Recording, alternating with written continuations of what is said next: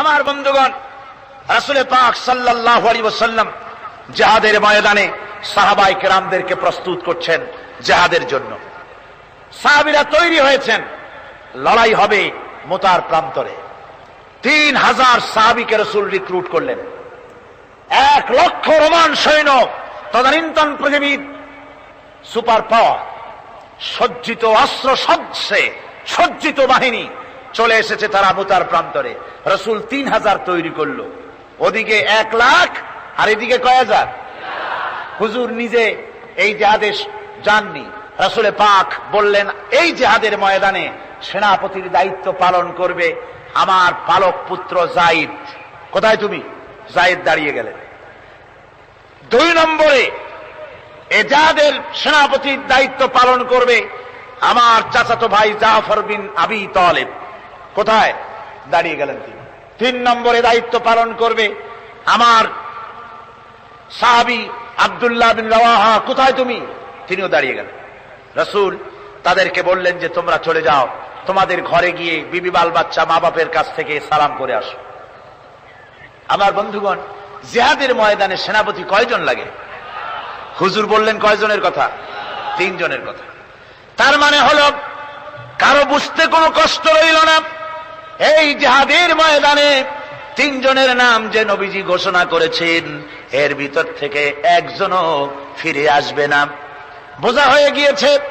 হযরতে যায়েদ বলেন, ইয়া রাসূলুল্লাহ, আমার আব্বাজান, আমি আপনার পালক পুত্র, আপনি অর্ডার করেছেন। আমার মা হযরত আয়েশা ঘরে বসে শুনেছেন, আমার তো আর যাওয়ার দরকার নাই, কারো কাছে বলারও দরকার নাই।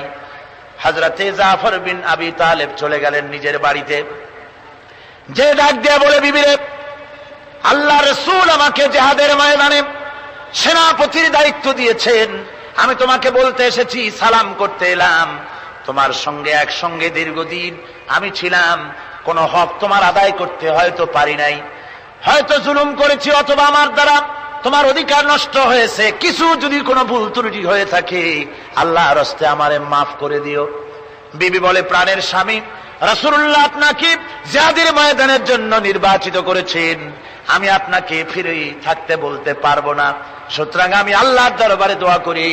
স্ত্রী হাত তুলে বলেন, রব্বুল আলামিন, আমার প্রাণের স্বামী জাফরকে জিহাদের ময়দান থেকে গাজী বানায়া আমার ঘরের ভিতরে তুমি তাকে দয়া করে ফিরাইয়া দিও। হযরতে জাফর তরবারির উল্টা পিঠ দিয়া স্ত্রীর হাতের উপরে মৃদু আঘাত করলেন আর বললেন, বিবিরে, উল্টা দোয়া করো না, উল্টা দোয়া তোমার আল্লাহর দরবারে কবুল হবে না।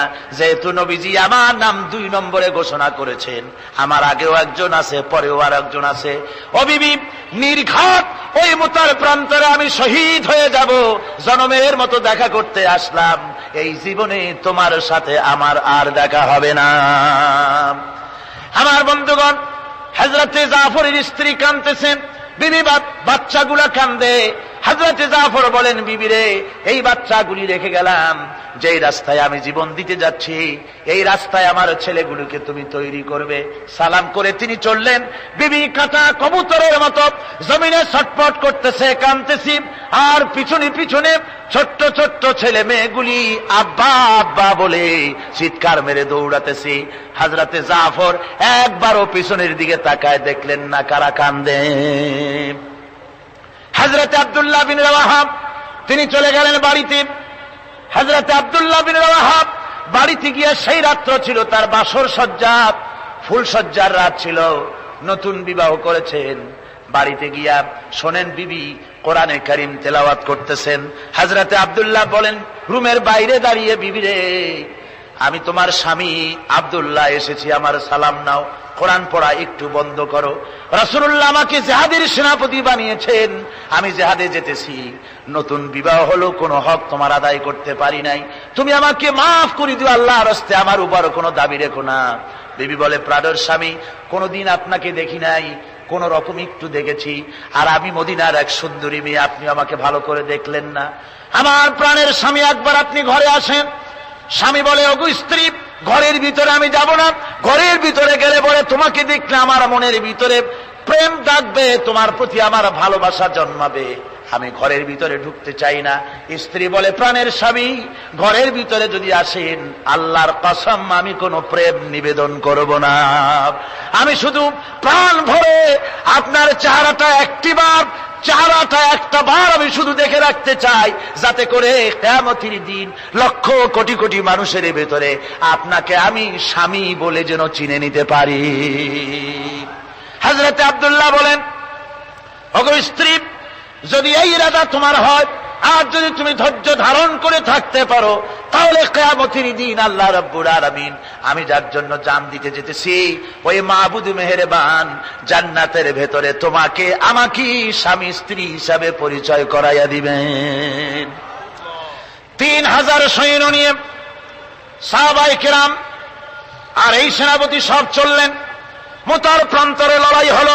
এই লড়াইয়ের ময়দানে হযরতে যায়েদ অনেকগুলি কাফির সৈন্যকে জাহান্নামে পাঠিয়ে দিয়ে তিনি নিজেও শহীদ হয়ে গেলেন।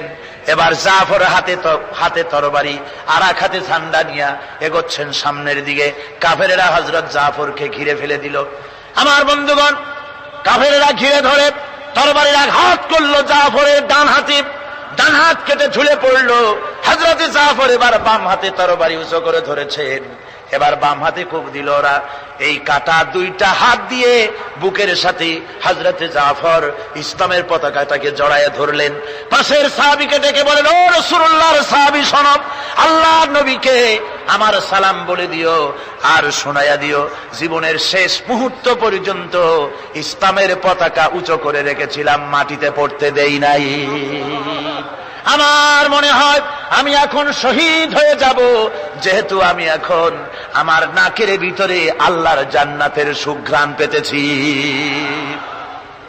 হযরতে জাফর শহীদ হয়ে গেলেন।